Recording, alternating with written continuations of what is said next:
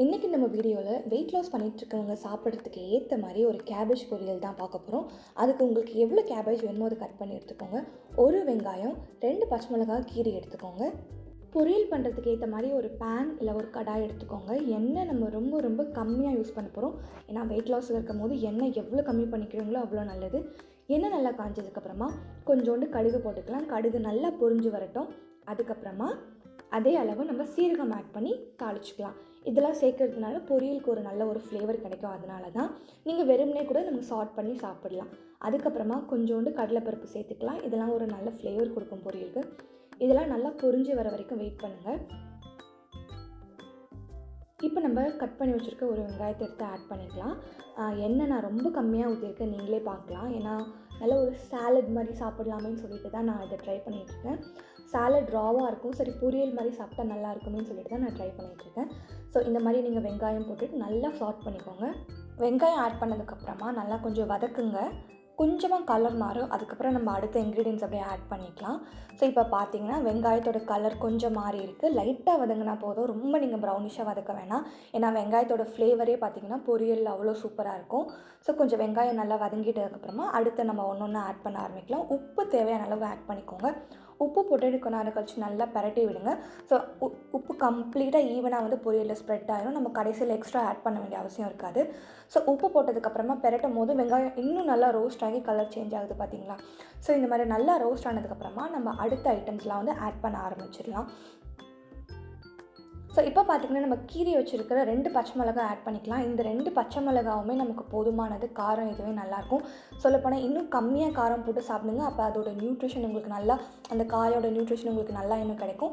Spices எந்த அளவுக்கு கம்மியாக சாப்பிட்றீங்களோ அந்த அளவுக்கு உங்களுக்கு வந்து அந்த ஹெல்த் பெனிஃபிட்ஸ் இருக்குது. ஸோ இதுக்கப்புறமா நம்ம கட் பண்ணி வச்சுருக்க கோஸை ஆட் பண்ண போகிறோம். நீங்கள் துருவியாக நீங்கள் யூஸ் பண்ணிக்கலாம், ஆனால் நிறைய இருக்க மாதிரி இருக்கும். அதனால தான் நான் வந்து சாப் பண்ணிட்டேன். லைக் ஸ்லைஸாக நான் கட் பண்ணி எடுத்துக்கிட்டேன், எனக்கு இப்படி வேணும்னு சொல்லிட்டு. ஸோ கோஸ் ஆட் பண்ணதுக்கப்புறமா நல்லா அந்த வெங்காயம், நம்ம தாளித்து போட்ட ஐட்டம்லாம் வந்து ஒன்றா வர மாதிரி மொத்தமாக நல்லா பெரட்டிக்கோங்க. ஈவனாக நம்ம வந்து மிக்ஸ் பண்ணிக்கலாம். காய், அந்த வெங்காயம், பச்சை மிளகாய் எல்லாம் ஈவனாக வர மாதிரி நம்ம மிக்ஸ் பண்ணிக்கலாம். இந்த காய் வேகிறதுக்கு நம்ம ஒரு அரை கிளாஸ் தண்ணி எடுத்துக்கலாம். காயிலேருந்து ஆக்சுவலி நமக்கு வாட்டர் வரும். ஸோ இந்த காய் கொஞ்சம் நல்லா சாஃப்டாக வேகிறதுக்காக ஒரு அரை கிளாஸ் வாட்டர் வந்து நம்ம எடுத்துக்கலாம். இப்போ இந்த வந்து நம்ம மூடி போட போகிறோம். மூடி போட்டு நம்ம அப்படியே வேக விடும் போது சூப்பராக அந்த ஃப்ளேவர் ஃபுல்லாக வந்து பொரியல் நமக்கு ரெடி ஆகும். ஸோ நல்லா ஈவனாக பெரட்டிக்கோங்க. பெரட்டிட்டு ஒரு சின்ன மூடி, அந்த பேன் லிட்டே இருக்கும், என்கிட்ட இது தான் இருக்குது. ஸோ இந்த பேன் மூடி வந்து இந்த மாதிரி போட்டு மூடிட்டு கொஞ்சம் நேரம் ஒரு 2 to 3 மினிட்ஸ் வந்து நம்ம விட்டுட்டு திறந்து பார்த்தோம்னா நல்ல கலர் வந்து லைட் க்ரீனாக பொரியல் கலர் வந்து சேஞ்ச் ஆகிருக்கும். ஆக்சுவலி இந்த ஸ்டேஜ்லேயே கூட நீங்கள் எடுத்து சாப்பிட்றலாம், அவ்வளோ நல்லது. செம்ம ஹெல்த் பெனிஃபிட்ஸ் இருக்குது வெயிட் லாஸ் பண்ணுறவங்களாம். பட் இல்லை, நல்ல ஒரு பொரியல் மாதிரி வேணும், ரைஸுக்கு சாம்பாருக்கெலாம் வச்சு சாப்பிட போகிறேன்னு சொல்கிறாங்க, இன்னும் கொஞ்சம் நேரம் விட்டே நீங்கள் சாப்பிடலாம். இந்த பொரியல் பண்ணுறதுக்கு ஹார்ட்லி ஒரு 5 to 6 மினிட்ஸ் தான் ஆகும். ஸோ இந்த மாதிரி நீங்கள் கலந்து விட்டுட்டு மூடி போட்டு அப்பப்போ நீங்கள் திறந்து பார்த்தீங்கனாலே உங்களுக்கு பொரியல் வந்து கரெக்டாக ஒரு 4 to 5 மினிட்ஸில் வந்து நமக்கு டக்குன்னு வந்து ரெடி ஆயிரும். ஸோ இப்போ பார்த்தீங்கன்னா நல்லா வெந்து வந்திருக்கு. இந்த ஸ்டேஜே வந்து ஒரு கரெக்டான ஸ்டேஜ். பட் ஆனால் இன்னும் கொஞ்சம் தண்ணி இருக்கிறதுனால கொஞ்சம் தண்ணி வற்றட்டும்னு சொல்லிவிட்டு நான் வந்து கொஞ்சம் பொரியல், ஏன்னா வீட்டில் குழந்தைங்களும் சாப்பிட்றாங்க, ஸோ அப்படி இருக்கும் பொழுது கொஞ்சம் தண்ணி வற்றட்டும் அப்படின்னு சொல்லிட்டு நான் கொஞ்சம் நேரம் மூடி போட்டு விட்டேன்.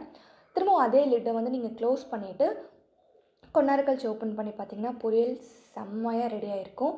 ஸோ அவ்வளோதான், ஆல்மோஸ்ட் நம்மளோட டேஸ்டியான கேபேஜ் பொரியல் ரெடி ஆகிடுச்சு. இதை வெயிட் லாஸ் அப்போ நீங்கள் சாப்பிட்டிங்கன்னா உங்களுக்கு ரொம்ப ரொம்ப நல்லது. கேபேஜ்லாம் நீங்கள் அடிக்கடி நீங்கள் வெயிட் லாஸ் ஜேர்னியில் இன்க்ளூட் பண்ணிக்கலாம். வெறுமனே சாப்பிட்லாம், ரைஸ் கம்மி பண்ணிட்டு பொரியல் அதிகப்படுத்தி இந்த பொரியல் நீங்கள் சாப்பிட்லாம். வாரத்துக்கு 2 வாட்டி சாப்பிட்லாம். ஒயிட் ரைஸ் கூட வச்சு சாப்பிட்லாம், கர்ட் ரைஸ் கூட வச்சு சாப்பிட்லாம். என்னி குழம்போடு இந்த பொரியல் வந்து செம்ம டேஸ்ட்டாக இருக்கும். ஸோ நம்மளோட வெயிட் லாஸ் கேபேஜ் பொரியல் ரெடி ஆகிடுச்சு. ஸோ நல்லா இதை டெய்லி சாப்பிடுங்க. ரைஸை கம்மி பண்ணிவிட்டு வெஜிடபிள்ஸ் அதிகமாக சாப்பிடுங்க. ஆட்டோமேட்டிக்காக உங்களோட பாடி சேஞ்ச் ஆகிறது நீங்களே பார்ப்பீங்க. இதே மாதிரி நிறைய வெயிட் லாஸ் ரெசிபிஸ் நம்ம சேனலில் இருக்குது, கண்டிப்பாக பாருங்கள். ஸோ தேங்க்ஸ் ஃபார் வாட்சிங். Keep supporting to our channel.